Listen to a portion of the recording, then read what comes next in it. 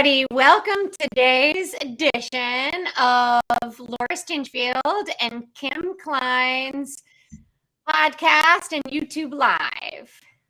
I'm Laura Stinchfield from thepetpsychic.com, and this is Kim Klein from KimberlyKlein.com. And we thought we would talk a little bit today about animals and the importance of being alpha and the difference between being alpha and being confident. And I think this is a very important topic because especially when we're dealing with dogs, and Kim has birds, and there's in old school dog training, there's a lot of talk about being alpha. And in the old days, that often meant like alpha rolling a dog, which is like when you kind of like push over a dog and make them submit to show that you're more dominant than them. Actually, like in old school dog training, they used to do really weird things like bite the neck and bite the ears and, kind of act like you're a dog to the other dog. And then there's like, if you go all the way to pet psychic work and like animal communication, people can go too far the other way. And we can, although I think it's true, we can humanize the animals and that the animals have very human emotions and human thoughts. People will sometimes take it too far and make their animal their complete equal. And then the animal may not feel safe, or the animal may not feel secure because they're not really sure where their place is in the pack or the pride or whatever you want to call it. So I think that it's very important for humans to show confidence in your relationship with your pets and establish what old school people would call alpha, because in the animal world, animals' number one form of communication is through body language, and we can't deny that. And so it's important that we hold ourselves confident and we show our animals that we are confident. And so what I kind of would like to put out today to some of our people who are in the chat room is just to kind of throw out, like, where are you having problems with your animals and where are your animals kind of not listening to you? And then we can kind of discuss maybe about how you could show more dominance or more alpha behavior or more confidence in that situation that would feel true to your heart, where you don't feel like you're being cruel to an animal, and it's empowering you and also having your animal feel safe. This is not my expertise. However, I have experience with my macaws and my African grays, and my husband and I handle it differently. So I am the one who does the voice commands. Like if we're holding one of the birds and it decides to bite me, I'll say no. And I look it in the eyes and I say no. My husband, on the other hand, does what bird trainers do, which is just sort of like go like this quickly, so that the bird, when they go to bite, feels a little off balance. So boom. And I'm like, no. So both ways work, but I don't know which one's the better. It's just that it just comes natural for me to be disciplining with a no. And if they do it again, no bites. And if they do it again, okay, you want a timeout? And then they stop.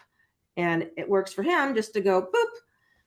So I don't know how that fits with an alpha. That's just how. Well, it depends on the animal, right? So with what you're doing with your style is, and you kind of showed it. Seymour agrees. I don't know if you can hear her screaming, but what you showed was like you got your shoulders back. You were stern. You gave eye contact, like stern eye contact, and you said very clearly a deep no. Now that can work across species for a lot of animals. That forward body language that says, "I need you to stop now." Then on the other hand of it, right now they're all gonna go. Seymour likes to do this. She likes. I don't know if you guys could hear her because I don't know if it would feature her out. Could you hear her screaming? She screams and then she gets the other ones going. It's like they like to do it. It's fun for them. But no. Hey. No. Right. Maybe they want me to. Hey. So that's kind of the same thing, right? So I could use that hey to kind of stop them. If I didn't use that hey, like what you did, they would have escalated and they would have gone, the dogs would have gotten more into the barking. Sometimes I let them do it because they like to do it. It's fun. But when I need them to stop, right, you have to have that stern body language. Now, what your husband is doing is he's actually using his body to tell your birds, I'm in control of you. And he's giving them an unsteady feeling, right? So he's kind of saying to them, I could topple you over if I wanted to. So he's not using his voice and he's just using his hand. I mean, I don't know. It would be interesting to have a bird trainer kind of say what he's actually doing in their mind, a bird behaviorist.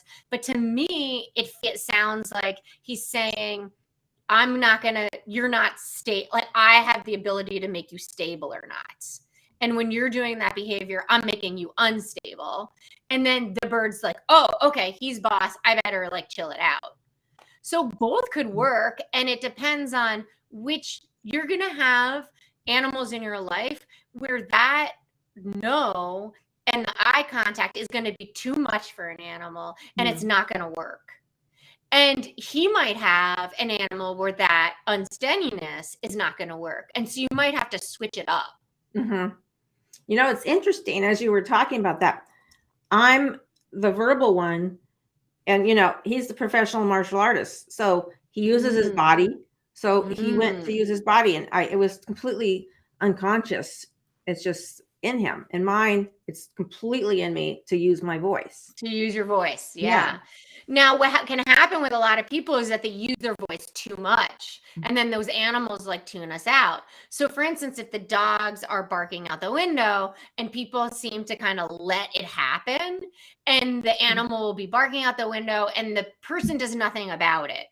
And they just kind of leave it alone. And then when they want them to stop barking out the window, they go and they tell them, leave it or quiet. I don't want you to do that. You're driving me crazy. Stop doing it. And you're talking too much to them. And then you just sound, some of the animals will even say, my mom's or my dad is talking too out the window or barking out the window too, because they just sound as if they're barking too. So they're allowing a behavior. And so then you're not seeming like you're in charge. Animals need someone to be in charge. Of course, there are going to be animals that are like so confident themselves and so chill. They're just going to be cool, like however you are. But most of the time, an animal needs a confident leader. An animal needs somebody who's like, okay, I'm in control of this situation.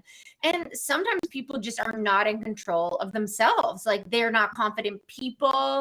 And then those people will end up seeing that oftentimes their animals will have fear issues or they have aggression issues or they have dominance issues because they're not confident within themselves. And so then their animal does not feel secure in their environment because that person has not taken control of the environment.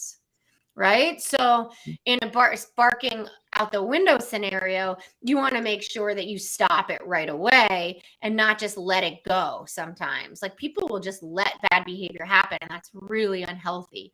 Another way where you can show that you're like the alpha or that you're confident is just by controlling space and doing like a body block. So for instance, let's say dogs like run past you at doorways. That's a really good time to say, okay, I'm going to teach you that I'm boss and I'm going to teach you to wait and control the space before you and kind of you could plant your foot and kind of bump them a little bit, not hard, but just do a slight bump to say, hey, I control this space. And then give them a voice command like wait, like I'll use the word wait so that, which means you can walk around inside the house. You just can't run outside of the house until I tell you to. So you're giving them a boundary and adding little things like that into into your repertoire with your animals or into your daily routine with the animals will help them see you more as a confident leader or more as an alpha. Also, teaching downstays is so important with dogs because when you teach a downstay, one, a dog then learns, like, when I go into the stay position, I know I need to stay here until my person tells me free or okay or whatever your release word is to say that you can get up. So they learn that that is a solid command that they need to do. Then they also get calm because they know they're going to be there for a while. And they also feel their stomach on the ground, which is very calming. But then also, just in dog language, it's a submissive position. It's a submissive posture, lying down and having somebody stand or sit above you. So it gives them the feeling of you being more dominant. So downstays are very, very powerful in teaching an animal that you're a confident leader and that they... Were you gonna say something? Yeah, but finish. Yeah, no, that's just another tool that people can use. Yeah. Stays are important. I think all animals need to have training. And even, I mean, birds can go crazy if you don't train them. So I use stay because, like, my baby bird, my little Dabby, the blue-throated macaque, she just wants to be with me like 2000% of the time. When I walk upstairs, she'll come and fly upstairs. So I had to teach her stay. So I put her somewhere, stay, and I use my hand, stay. I always use hands and voice. So she knows she's not flying upstairs to come with me. The one thing I haven't quite figured out is once I'm upstairs, her release. But she's figured out that when I'm not around, and she can then get up and fly somewhere else, but she doesn't fly after me when I tell her stay. And to me, that's like the most important part. Yeah, that's so you're being pretty clear and you're like acknowledging to yourself also, okay, wait, what am I actually telling her, right? What does stay actually mean? So a lot of times people use stay and they like 1 minute they want their dog to stay or their animal to stay. And to me, stay is a stationary command. It means you sit or you stand or you lie down in that position until I give you a release command. Mm-hmm. And my weight is a little bit more relaxed. You can walk around inside the house. You just can't walk out the door. You can walk around inside the car. You just can't jump out of the car. You can walk backwards towards me, but you can't walk ahead up on the trail. So weight is a little bit more relaxed, but it's still a general place. So to me, your stay to her would be my weight, right? Because you just need to wait and not cross the boundary of the stairway, let's say, right? Yeah. But if you're using her on her perch and then she's eventually realizing, okay, my stay means I need to stay in the basement. I need to stay down here, right? So it's I need to stay in this vicinity. I'm changing my command. That's interesting because I always have her. She's always on the stair railing at the bottom when she starts to follow me. And that's when I say stay. I'm changing out the weight. That's going to become weight. Yeah, but you could call it stay and change weight to like hang. I don't know. You could or change stay to like, I don't know. You could give it another name. Like if you needed her to be stationary. I mean, you may never ever need her to be stationary somewhere, do you? No, but it's a good command to have because you never know. So having her on a perch and stay, my stays are always because I'm leaving, and so I have to figure that out. This is interesting. I'm gonna have to think about this. Yeah, because you have to be really clear on what you're wanting. Yeah, exactly. Like one of the most common things that animals ask me or what they want, like when people say to me, like, ask my animal what they want. The most common thing that they ask is to learn new things. And I think this is so important because I've been one of those people like way before I was a dog trainer when I was in my 20s. And I had like a dog that I thought was perfect at the time. I look back and I thought, well, maybe she wasn't so perfect. But at the time, she was perfect for me and what I needed her to do. I was like, why do you need to train them, right? They're happy or they're good, right?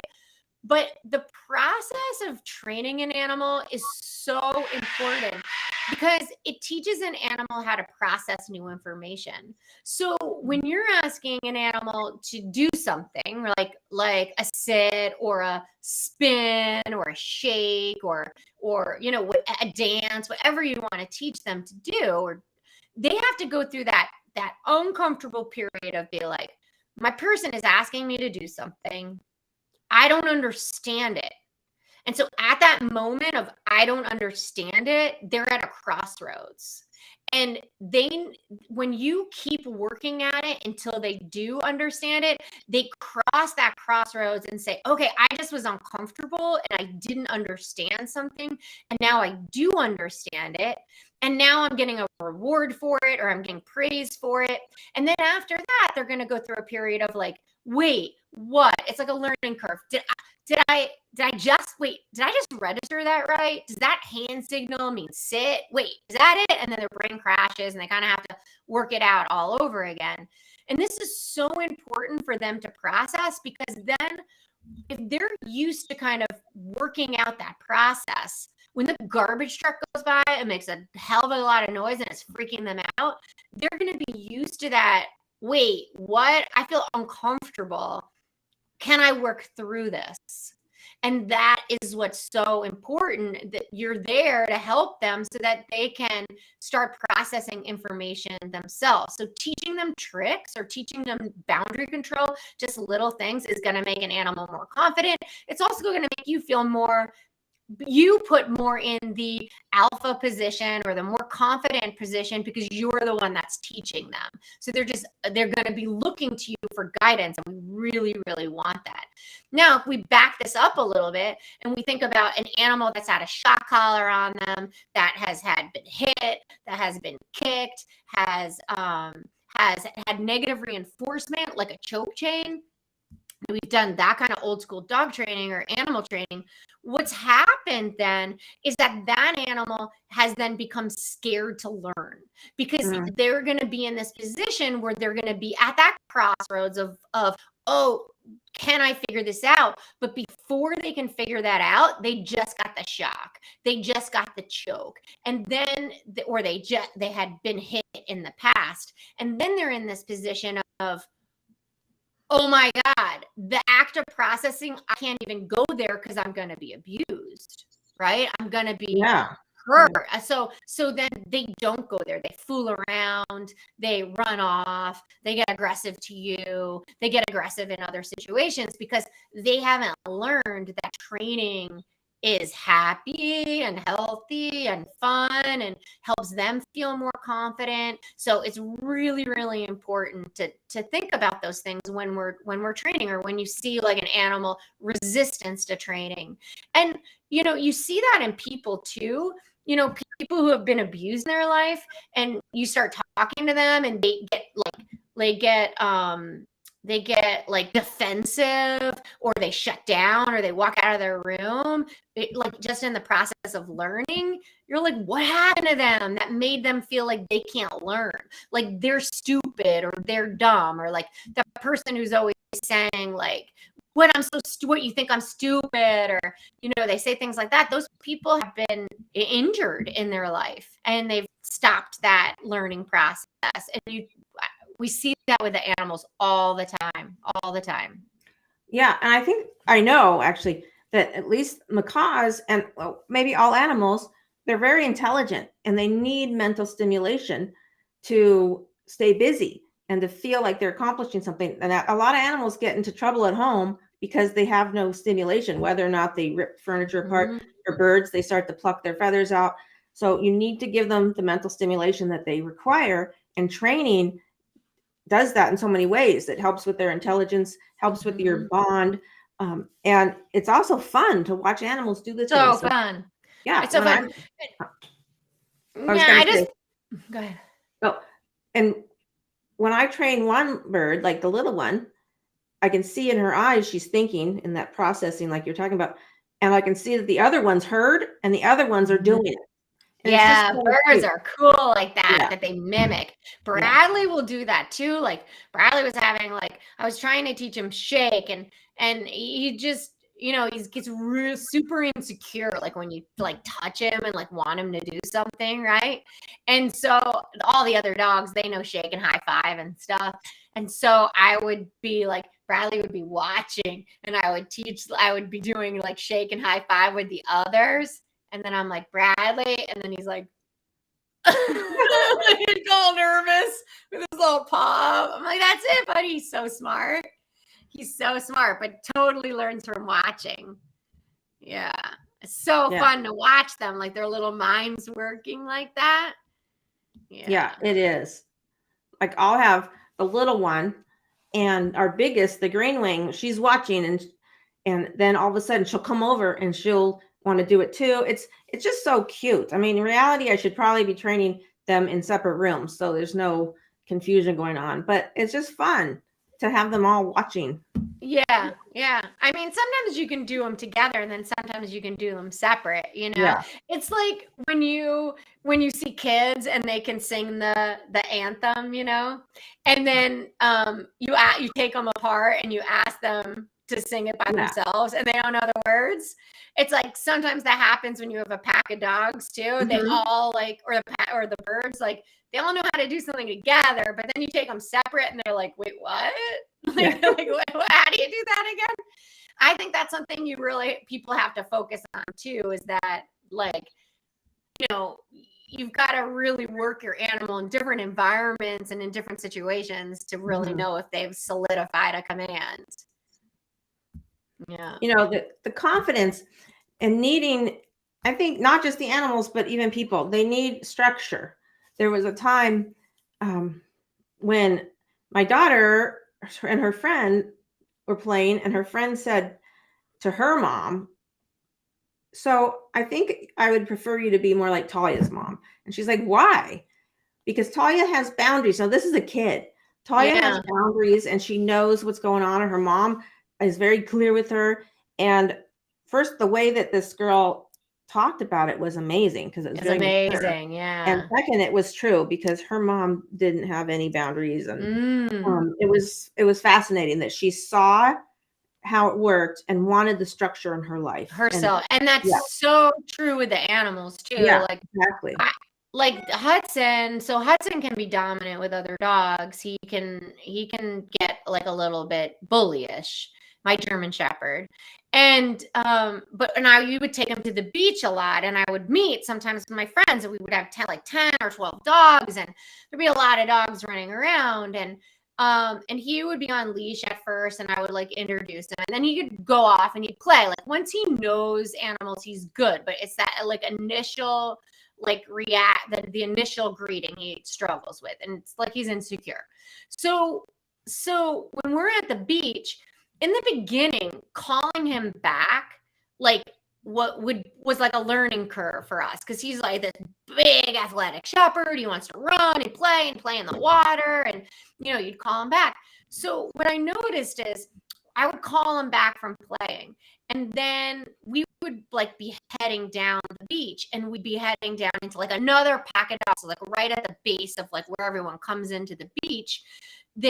All the dogs congregate from, people come from their cars, right? So there's lots of dogs, and it can be mayhem, like super aggressive dogs, like really submissive dogs, like it can just be crazy there. So I started to notice that Hudson, when we would start heading down, and I know like when I can call him back, like how far ahead he can be to where like I have a good recall back, I started to notice Hudson would see dogs in the distance, and he would come back to me, and he'd say, "Mom, put me on leash," because he saw that's scary going in there. But you would never know Hudson thought that was scary, because he looked like he could like just rule that place, like he's a big shepherd. He can hold himself strong. But me snapping him on the leash, he was like, oh, thank you. Because he knew that if he was in a situation, I'm going to move him along, right? Like if he's like starting to hover over a dog, and it's like, I know he's going to like nail him, I'll move him along. And he needed that from me. And he knew he needed that from me. So that's something that's really important for people to notice. Like, just like you said about that girl, she was wise enough to notice like, hey, I need boundaries. And here's Hudson saying, I need boundaries too. Like, I need the leash in this situation. And people are too much about like, let my dog run free, let him have a good time. But sometimes the dogs need to be on leash. They need that background. They need that that they need you. So this Wendy here writes here, I have 2 dogs, an 8-year-old pug and a 2-year-old Frenchton, which I think is a Frenchie. And my struggle is figuring out how to let the 2-year-old know he's not the alpha. So what's happening here is the 8-year-old, right, is not telling the 2-year-old that he's really the alpha, right? But really, in a home with multiple dogs, you're the alpha. And I think it's really important that when you have multiple dogs in a household, there's always going to be that dynamic where one is going to try to be more alpha than the other. Like, it's their nature to like have a system of who's alpha and who isn't, right? That's their nature. But if you're a strong alpha yourself, if you hold confidence and you know when to stop behavior that's inappropriate, that 2-year-old is going to let it go because you've got it taken care of. So what I've noticed is just like little things that you can do. Like I said, like handing out treats, and they all have to wait for the treats. They have to wait for their dinner. They have to wait to go out the door. They really start watching body checks when a dog is checking another one. So like, let's say you have an exuberant dog and they're running by another dog and they just check them on the side, like they body slam them on the side. We can so often say like, oh, he's just young. He just doesn't know his own body. He's just wild. Well, they know. They know where their body is. And it's true, like sometimes they can be young and they don't really know their body. They haven't grown into their body yet. You got to teach them it is not okay to check another dog. It's not okay to bump another dog like that because that is showing alpha. Another thing that the dogs will do, is they'll snake another one for food or for treats or for the water. So for instance, like let's say there's a water bowl and one is heading towards the water bowl. The one that's trying to be alpha will notice that the other one is trying to get to the water bowl, and they might just run or slowly walk in between them and the water bowl. They might not guard the water bowl. They might not get aggressive and like growl and try and get them away from the water bowl, but they'll just kind of snake them a little bit and say like, yeah, I could if I wanted to. That is something where you gotta knock it off. If you see that at all, you've got to go and get that dog and tell them no, or just walk them away, just bump them away and not say anything. Just tell them that's not appropriate behavior. And the same with toys, and the same with greeting. Like if they're trying to greet like another person and one will check another one over to the person, like that's not okay behavior. And if you keep like teaching the animals like that's not okay, that 2-year-old will let it go because they'll know you're in charge.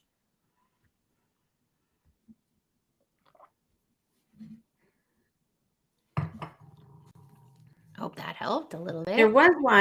There was a comment about a school horse who always, and this is common with school horses, nips or bites when getting saddled. And I think that poor horse just there's a right way and a wrong way. To abruptly put the saddle on and winch it up, that horse probably had a long time with somebody doing that. And now he needs to know that you're going to do it gently. Put it on, let him take some breaths, release his breath, tighten it up a couple of times. It's sad, but yeah, that's true. And also it could be ulcers. If an animal has like ulcers or a mare has like cramps because she's going into heat, that they can be real girthy for that too. But you're right, like a slow doing up of the girth. There's a lot of people that just, like you said, yank girth it, and they kick them, let your breath out, blah blah. Yeah, and you just want to like put it on a little bit, then walk them out to the to where you're gonna get on, and then put it out a little bit more. Jubilee always likes me to stretch out her leg from under the girth so it stops that pinching. Because some like thoroughbreds, like some horses have much sensitive. I mean, just horses in general have super sensitive skin. They can feel like when a fly lies on them. So you want to make sure that, the girth isn't pinching. It's a comfortable girth. Or like when they start to sweat, that it doesn't like yank up. But a lot of times girthiness is ulcer. So you want to make sure that that horse is getting 24/7 hay, free hay, so that he doesn't have ulcers. Interesting. Mm-hmm. But you're right. The yanking up, they anticipate Yeah. yanking It's like too. the old Yeah. cowboy style, like harsh. Yeah. It's interesting that you say that because I grew up riding English, right? Like I riding the English way. Yeah. And then I went to like riding cutting horses and then natural horsemanship, which was like I learned from a cowboy, like a full-on cowboy who like had caps and everything. And that cowboy was way more humane and a better horseman than any other horseman I've ever met in my life. So to me, sometimes I have in my head like cowboys are probably the kindest horsemen, but it depends on which kind of cowboy, I'm sure. Yeah.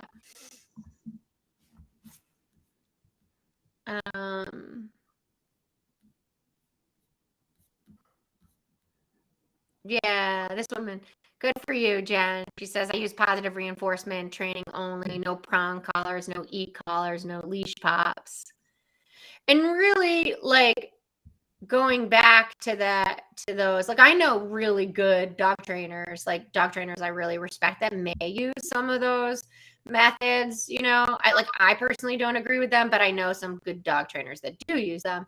But those dog trainers are very aware of like calming signals and their timing, when it's appropriate to use them, when it isn't appropriate, so that they're not confusing the dog.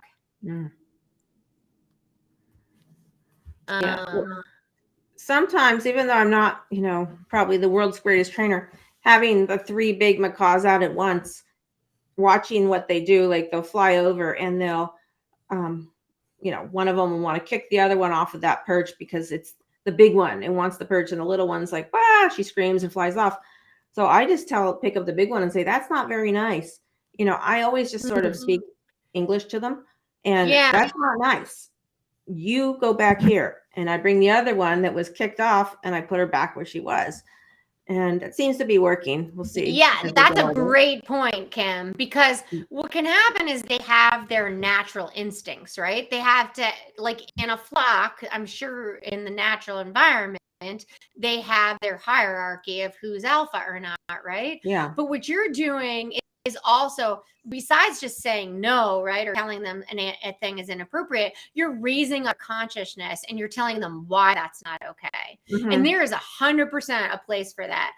And even with the dogs, like what I was explaining earlier, it's very important to raise the consciousness of our animals. And there's a time to explain it to them. And like, this is why you don't do that behavior, because we all live harmoniously with each other. Like, this is your family. This is your pack. We love each other. This is your flock. Like, we love each other. We're kind to each other. So 100% talk to them like that. There's definitely a time when to do it and when not to do it. But when they're in a place where they can hear it, oh my gosh, yeah, so important. Like, great point. Great point. Cheryl here says, though I'm constantly training my dog, I'm unable to gain her attention when a squirrel passes in front of her or a delivery truck enters the property. I lose all control at that point. So with prey-driven dogs, this is it's really hard to ever get your control back for an animal who's prey-driven, like for a squirrel. And it takes lots of training, like long line training.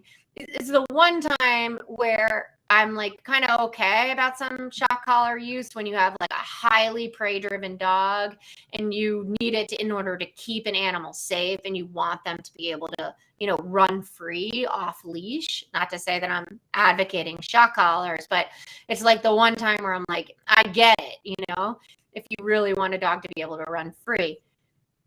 In a situation like that, and if you know where the road is and where the squirrels are and where the delivery truck is, if I had a dog that was that prey driven, my dog would never be free in the front yard without a long line. So like with Hudson, he is so driven with deer. Like there is nothing that can stop that dog from chasing a deer. And if there is so much as an ounce of like a teeny tiny bit of like there may be a deer here, that dog is on leash, and I do not break from that because he will go, and you just gotta keep them safe, you know. So I tell people that all the time, like just put your dog on a long lead, like just do it. And I think people need to understand that animals, and this is what you do all the time, they understand what we say. And if you're saying something that you actually don't want them to believe, then you shouldn't say it.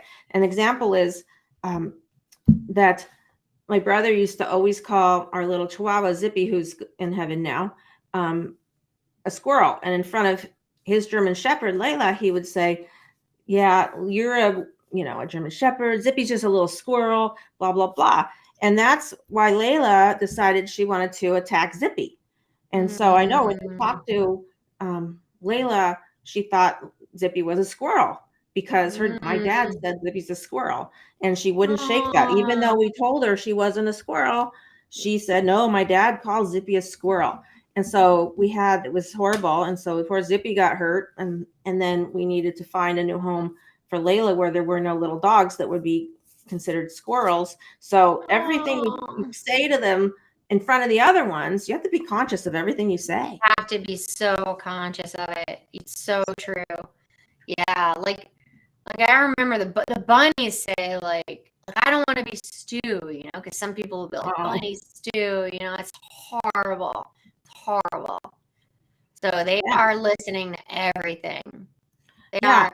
I mean, you definitely can, and this is the thing, like with going back to the dog that chases squirrels, like you can say to them, like, one, you can do the training, right? Like you have to train a good recall. You got to have them on leash and train, like put in the time to do the training. People, like everyone wants like a well-trained dog with no training, like no putting in the time. You got to put in the time, but that should be fun. That it should be fun for you to put in the time.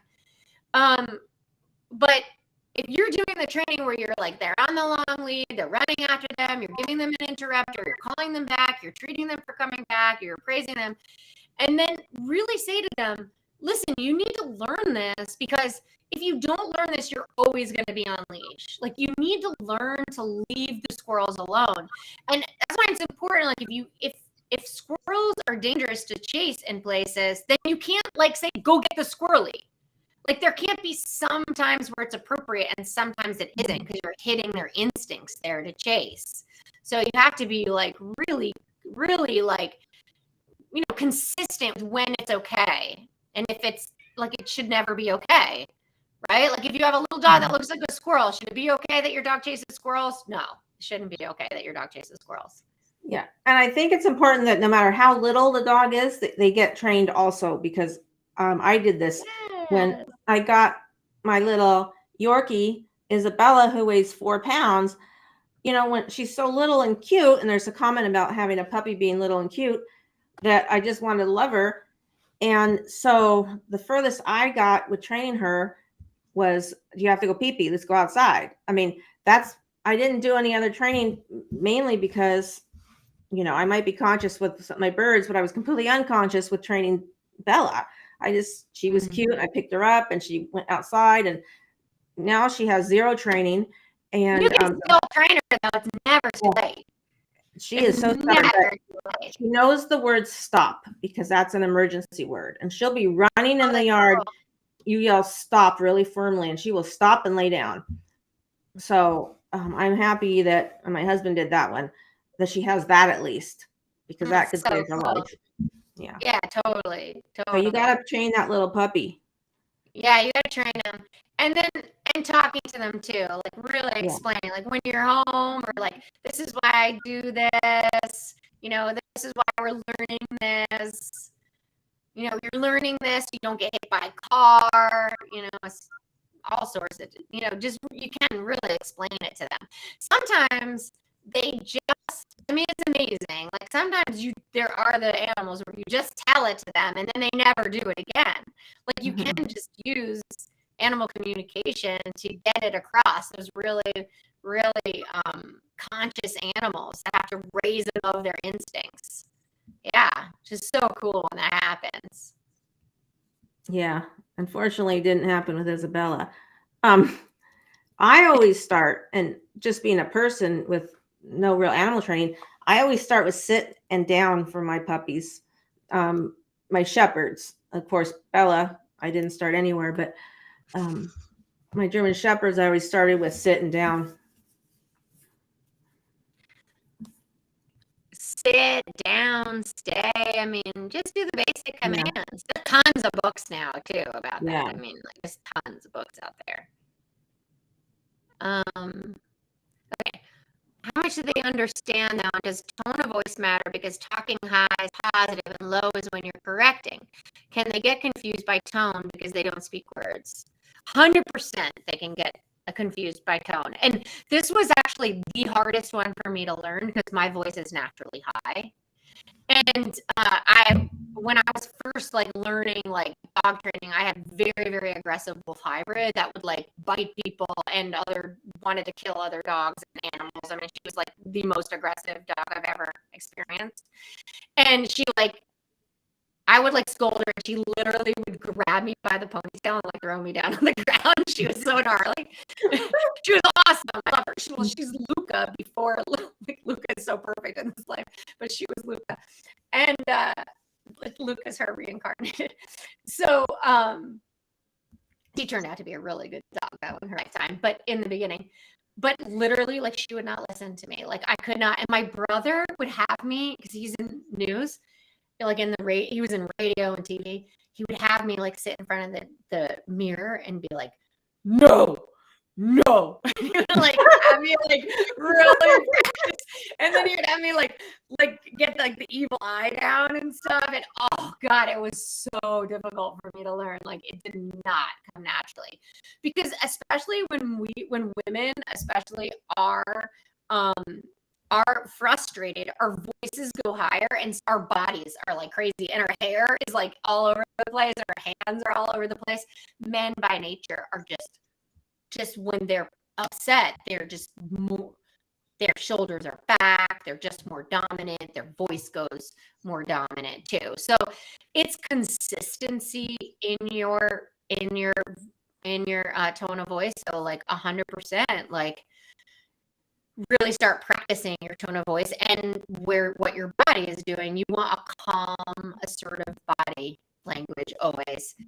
Calm is always happy. And so that's like the really hard thing with animals when people are like wanting their dogs to come. Oftentimes they'll be like, no, come.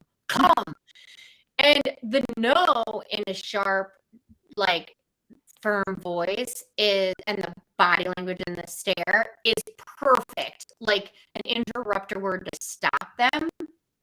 But then you want to be like, as soon as they like an ear in your direction or look at you, then yes, come, good puppy. You want to be welcoming. Your body language wants to be welcoming. If you're still stern with your body language when your animal is directed to you, they're going to do something to calm you. They're going to go in an arc. They're going to fake sniff. They're going to pretend they're ignoring you.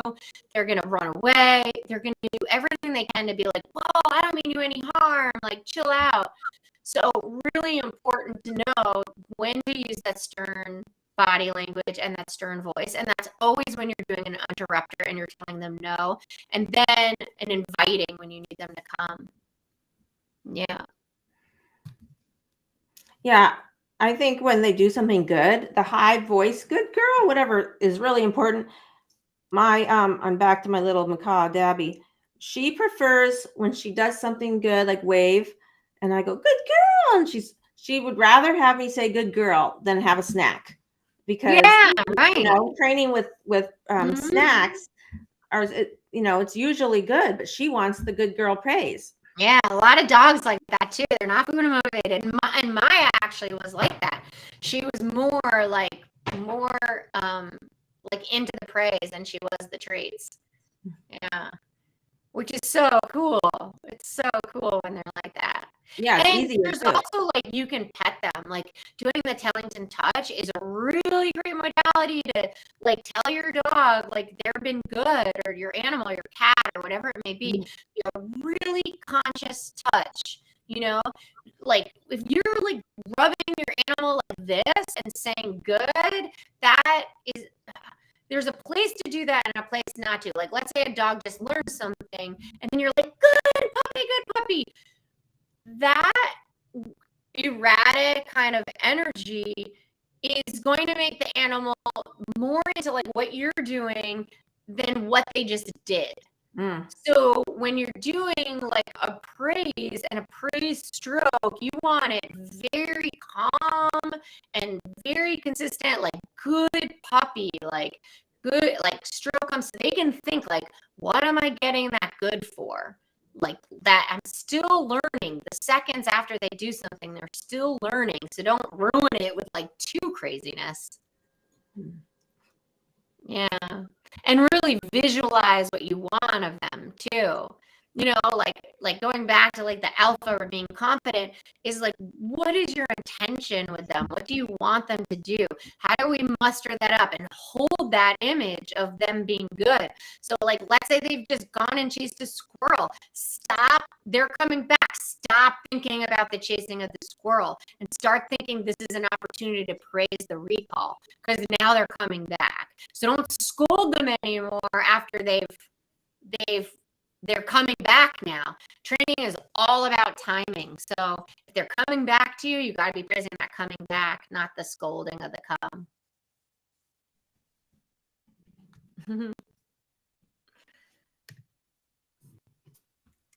So,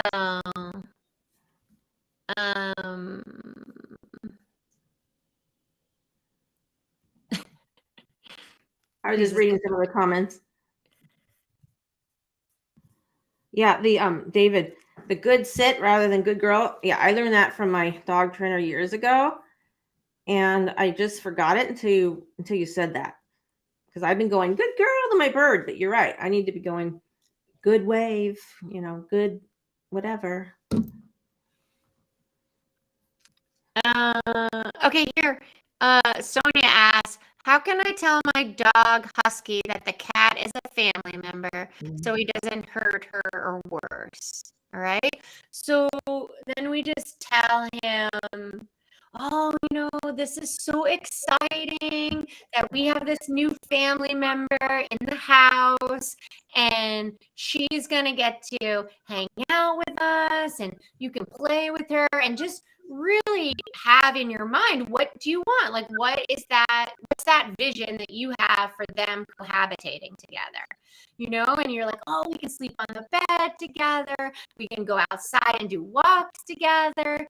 Like, this is really exciting. You can talk to her. She'll be with you when I leave the house. And this is just really exciting that you guys have this friendship, and really talk to them about what that friendship will look like. Then when they're doing something inappropriate, like if your husky is chasing the cat, like you can say, like, when you chase her, it really scares her. That's why she's running away from you. When you meet new friends, you have to go slow. The slower you are, the more friendly you guys can be, and just really kind of talk it through to both of them, and like when you stare with your mouth closed or when you pounce, that's really frightening, even if you want to play. So say she's getting nervous. So you want to be really gentle and look away and go slow.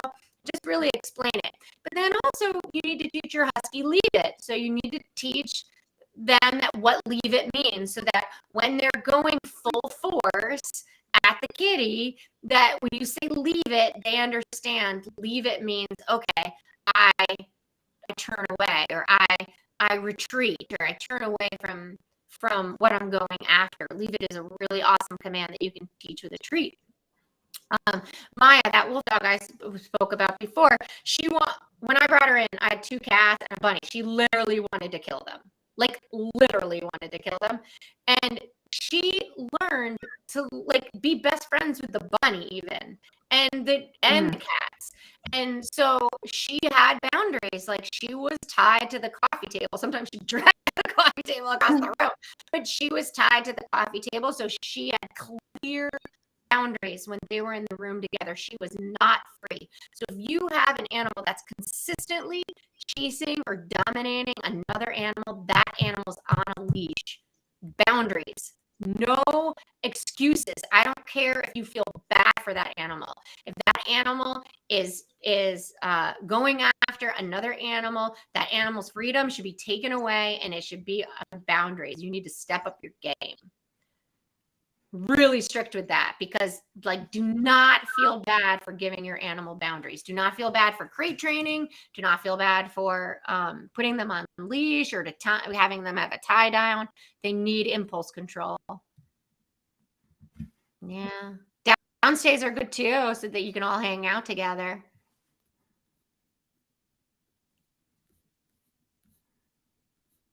Okay. See, this is interesting. Like Jen mentions her dog. Jasper does better when he's connected to me on leash. When he's off leash, he's extra fearful of men and more wary of dogs. Right? So he feels safer when he's on leash. I thought maybe I'd start working. Once you've got him really feeling safe with you on leash, I'd start working him with a little longer leash, start giving him a little bit more freedom, and see if you can start working him with that off leash feeling. And that when he's nervous, that he can come behind you or come to you, so that you kind of teach him that he can get better with more freedom too. Okay. All right. Well, is there I think we're coming to an end, and we really want to thank you for joining us on these weekly lives. So we are live every Thursday at 2 p.m. Eastern time. And we're going to have all different topics, and we're going to be talking more than animals and talking more about talking to them as well. And you can find more about me at thepetpsychic.com. Again, that's thepetpsychic.com. And I have books where you can learn more about all of this stuff, and you can find them on Amazon or on my website. I also have a CD. I also do individual sessions where you can hire me to talk with your animals. And I also do coaching sessions as well to help you learn how to talk to animals and deceased people. So you can find that all on my website, thepetpsychic.com. And then Kim's info is? Yeah, KimberlyKlein.com. It's easy. And I have books. You can find them there. Spiritual Communication, and a memoir that why I got into being spiritual. A trauma to spirituality. And if you need help learning, I do the same thing a little bit like Laura, where I can teach you to understand your own instincts. Check out the website and send questions. We love having subjects to talk about based on your questions. Yeah. And thank you guys so much for tuning in. And it's so important for us, if you're watching us on YouTube or any other social media place, to subscribe and also comment and like and share, because the more you do that, the more we get out and the more we get shown. It's really hard to kind of get everything out there these days. And so it would really be great if you could kind of help us out and share and like and subscribe and kind of spread the word, so we can just help more people and more animals. Yeah. So thank you. Thanks so much for joining in. Okay, see bye you later. y'all. Be well. Time I count my blessings, I count you first. Every time I count my blessings, I